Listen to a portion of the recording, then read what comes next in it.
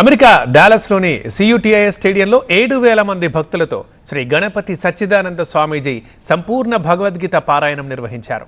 మొదట 18 మంది పిల్లలతో ప్రారంభించిన ఈ కార్యక్రమంలో ఇవాళ 7,000 మంది పాల్గొనడం సంతోషంగా ఉందన్నారు.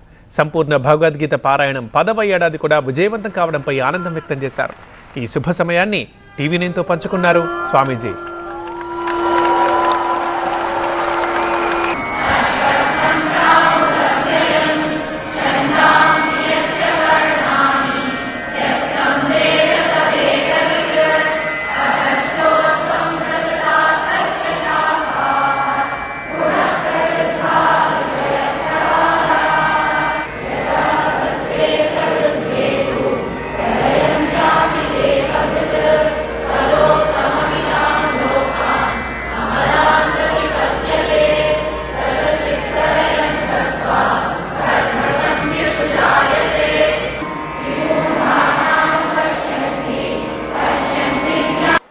ఈ సంవత్సరం 10th ఇయర్ ఇది సంపూర్ణ భగవద్గీత పారాయణం జరిగింది.